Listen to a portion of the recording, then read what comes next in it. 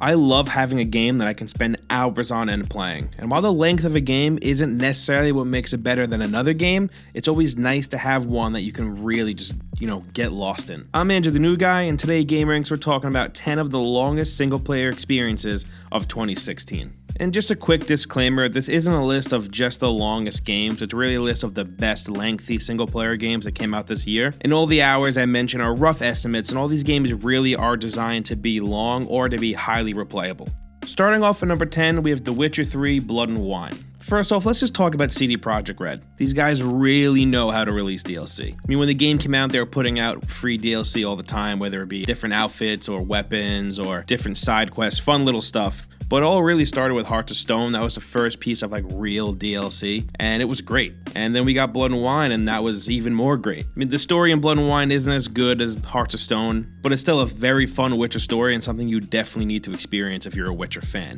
It has awesome characters, a pretty interesting villain, but what really makes this game great is the world. It's bright, colorful, and full of life. You probably get 30 to 40 hours worth of game in Blood and Wine, and that's 30 to 40 hours in an expansion, not a full $60 retail game. Anyway, the stuff that made The Witcher 3 so great, the characters, the main quest, the side quest, the cool monsters that you fight, all the contracts, all of those things are back. Really, the only big difference is the setting. Tucson is colorful and vibrant, and it's definitely a great place to throw 40 hours into. And I know, technically this isn't a separate game, but it's long enough and full of so much content that you can totally consider it a standalone game. And up next, number 9, we have The Witness. This is definitely one of those obsession games. You think you're gonna play this game and another game at the same time. You think you're gonna flip-flop between the two. Then this game just totally sucks you in and you're totally addicted and you don't even remember what that second game that you were trying to play even was. The puzzles here are pretty hard but also very simple at the same time, if that makes any sense. And let's be real, no one is smart enough to cruise through this game in 8 hours. I've heard of people getting 50 hours worth of gameplay out of this game. And some of the puzzles are real brain busters and will definitely keep you hard at work. All that hard work you put in to solve a puzzle really does come with a great sense of accomplishment. It makes all that frustration, all that cursing, all that yelling, that broken controller you have completely worth it. There are people that actually keep notebooks for this game. The game is that hard that they need to write down these puzzles to help them solve it. And up next, at number 8, we have XCOM 2. This is really one of those games that is gonna punch you in the face repeatedly and probably make you cry a bit. And the length of this game really does depend on how good or bad you are and whether or not you accept whatever happens to your squad during a mission. You could be one of those players that loads back to an old save where your favorite squad mate is still alive and kicking and wasn't totally obliterated by an army of aliens, which most hardcore XCOM fans would say that you're playing the game wrong, but I may have done that myself. XCOM 2 also has a ton of micromanaging that could really eat up some of your time as well. The amount of time I've spent trying to decide what to research next or what I should build at my base or trying to figure out the best way to combat a dark event, there's just so much stuff here to do and get lost in, and there's also plenty of mistakes to be made. I mean, I've spent hours just customizing my squad. Their names, their backstories, the way they look, the way they're dressed, what kind of armor they're rocking. There's just so much stuff to get lost in. And for someone like me who's all about customization and tailoring everything to my personal taste, this game takes a little bit to get through. Then there's also the way the game plays. You really can't rush into battle and slaughter everyone on the playfield, and if you try that, I promise you're most likely gonna fail unless you are wildly over-leveled, which the game does do a good job at making sure that everything you're up against is stronger than you. Instead, you really need to plan out every single move that you make, and one wrong move could cost you a very important teammate or your entire team, really, depending on the circumstances. And then there's different difficulties and Iron Man mode that you can play through that makes the game a little harder. And then if you're playing on PC, there's a ton of mods that you can get for this game to further enhance your experience and get even more hours of playtime. And up next, at number 7, we have Hitman. Now, if you're only running through the story here and nothing else, you're only looking at probably 9 to 10 hours of gameplay. But if you play every episode the way it's meant to be played, you're looking at a lot of hours here. I mean, the whole point of this game is its replayability. There are dozens of different ways to take out your targets, and I'm not talking about one time using a knife and the next time shooting him in the face. I'm talking about these opportunities. Like in the tutorial, when you can eject your target from a jet during a safety procedure gone wrong. That's just one of many opportunities just in the tutorial alone. There are so many ways to take out your targets, and they're all so different that it's worth replaying it over and over again just to do that. And you get rewarded for replaying them as well. Replaying gets you XP, which unlocks you more weapons, more safe houses, different stash points on the maps, and also these maps are huge. Then there's the elusive targets, which I think is one of the coolest additions to the new Hitman series. I mean, they popped up sporadically and you only have one chance to take them out, and if you miss that chance, if you screwed it up, that's it, your target's gone, and you don't get another chance to take out another elusive target until the next one pops. And up next, number 6, we have Fire Emblem Fates. Fire Emblem is a pretty crazy strategy game. The story here is super interesting and the gameplay is pretty challenging and super addicting. The risk-reward aspect of it is awesome. And each of the 3 games in this series are definitely long enough to warrant a playthrough of each, with Conquest being seen as a more challenging and Revelation being more of a middle ground between Birthright and Conquest. So just checking out all 3 games alone is gonna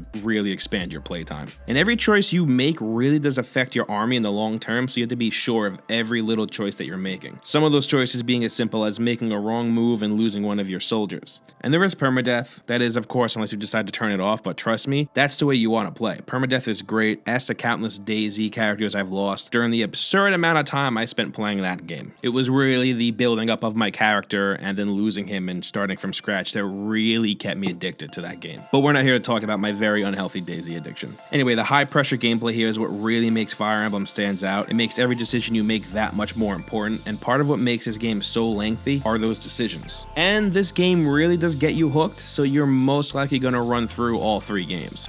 And up next, at number 5, we have Dark Souls 3.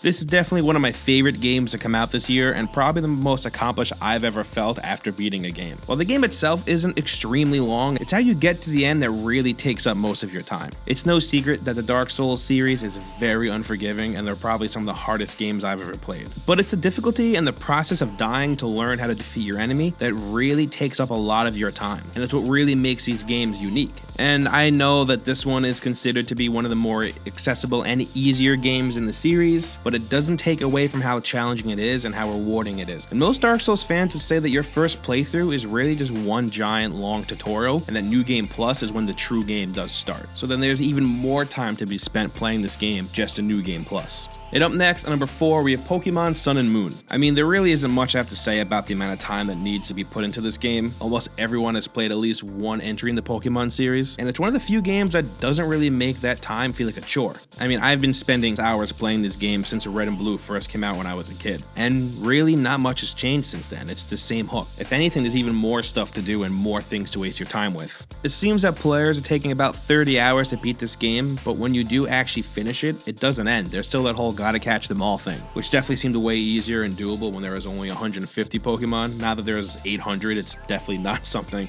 I'd be able to do, but there's a ton of people who will do that.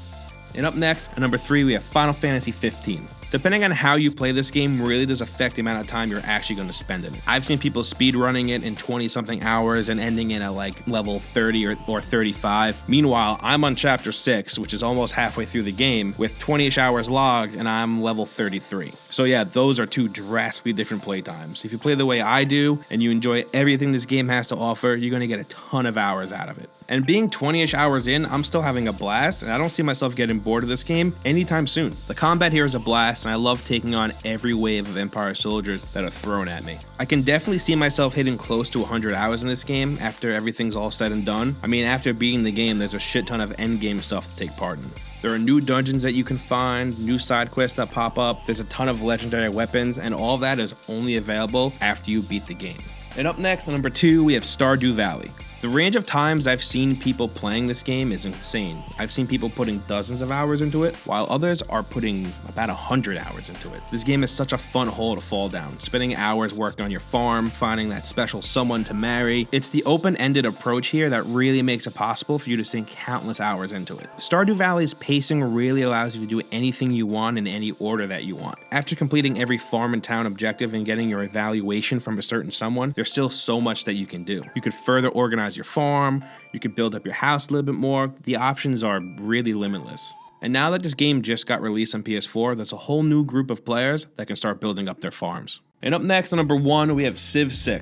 If you've played any of the Civ games before, then you know how long this game can be. And the amount of hours that you can spend with this game doesn't really come from how long the game is, but how replayable the game is. And every time you start a new playthrough in Civ VI, it's totally different. The outcome is different, and your journey there is totally different than your last playthrough. When you start a new game, you can choose different land masses, the size of your world, and what country you want to play as. So this really is an endless experience. There's a ton of different ways that it can turn out. And there are different play styles to utilize as well when you're playing. You could work towards a domination, culture, science, or religious victory. There is so much replayability here. A playthrough could be as quick as 8 hours or could run all the way up to 30 hours depending how you play. And those are our 10 longest single player experiences of 2016. If there's anything I left out or anything that you prefer, please let me know down in the comments. I want to see what you guys have to think. Liking this video really does help us out, and also if you didn't know, we put out videos like this every single day, and the best way to get them is to subscribe to the channel. And once again, I'm Andrew the New Guy, and I'll see you next time right here on gameranx.